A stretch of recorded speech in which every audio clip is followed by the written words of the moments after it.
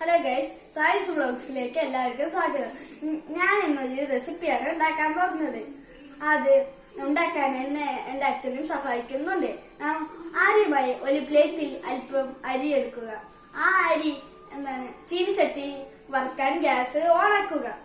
ഓണാക്കിയ ശേഷം എണ്ണ ഒഴിക്കുക. എണ്ണ ഒഴിച്ച ശേഷം ആ അരി മൊത്തം നമുക്ക് അതിലേക്ക് ഇടുക.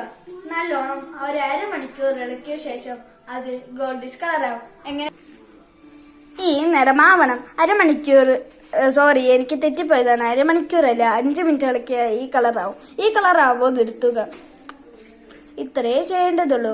ഇനി അടുത്ത സ്റ്റെപ്പ് എന്ന് പറയുന്നത് ഗൈസ് തേങ്ങ ചേരണ്ടണം. പിന്നെ ഗൈസ് വെള്ളം എടുക്കുക. പിന്നെ വെള്ളം അരിഞ്ഞ് ചിരിവിയ തേങ്ങയിലേക്ക് ചേർത്ത് കൊടുക്കുക. ഗൈസ് ശർക്കര ഇട്ടിട്ടുണ്ട്. ഇനി നമുക്ക് ഇത് മിക്സ് ആക്കി വെക്കാം. നല്ലോണം ശർക്കര പക്ഷെ അരിഞ്ഞിടണം. എന്നാലേ പൊടിക്കാൻ നല്ല എളുപ്പമാകുള്ളൂ. ഇങ്ങനെയാണ് ഇരിക്കുക. നല്ലോണം എന്നിട്ട് നമുക്ക് മിക്സ് ആക്കാം.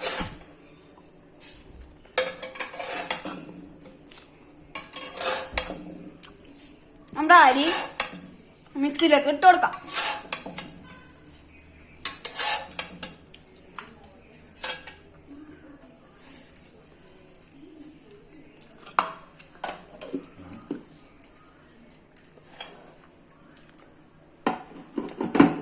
നമുക്ക് അരി പൊടിക്കാം.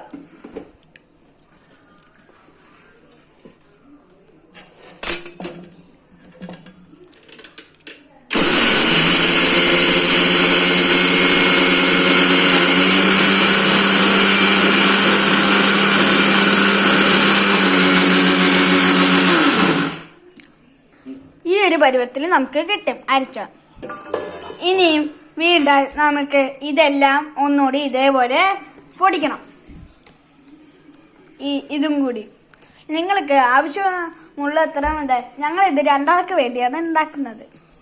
നിങ്ങൾക്ക് ആൾക്കാർ കൂടുതലാണെങ്കിൽ കൂടുതൽ സാധനം ഇടേണ്ടതാണ്.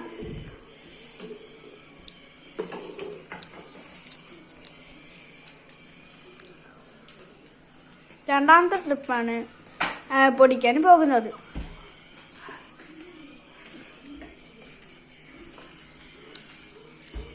രണ്ടാമത്തെ ട്രിപ്പിന്റെ കൂടെ നമുക്ക് ഈ അരിച്ചടിക്കാമോ നമ്മൾ ചേർത്ത് വെച്ച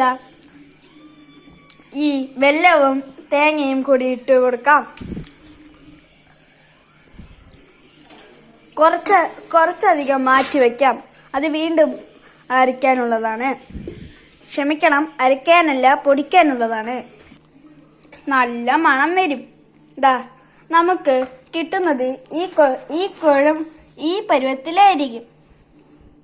ഇത് നമ്മൾ നേരത്തെ ചേർത്ത് വെച്ച പൊടിയുടെ കൂടെ ഇടുക. പിന്നെ ഉണ്ടാക്കാൻ പോകുന്നത് അരിയുണ്ടയാണ്.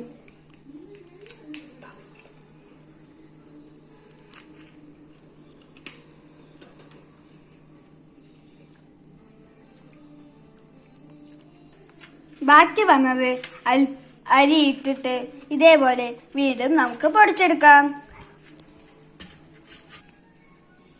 ഈ അരി നമുക്ക് നല്ലോണം ഉരുട്ടി വെക്കാം.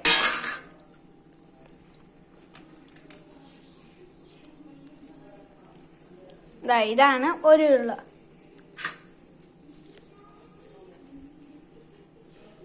അടുത്തത്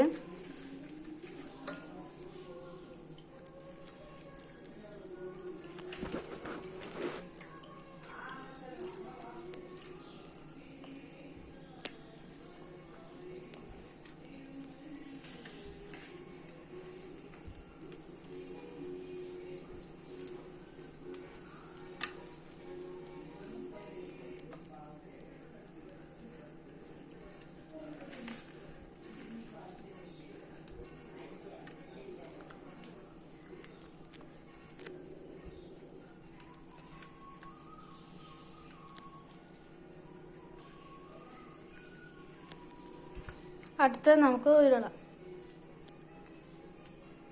നല്ല ഷേപ്പിൽ ഇട്ടണം.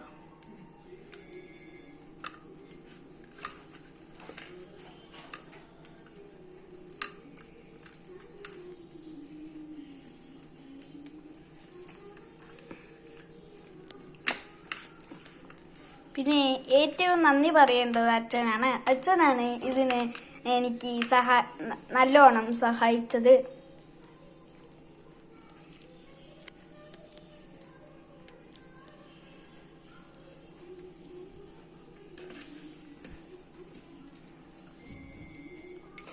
അരിയുണ്ട റെഡി.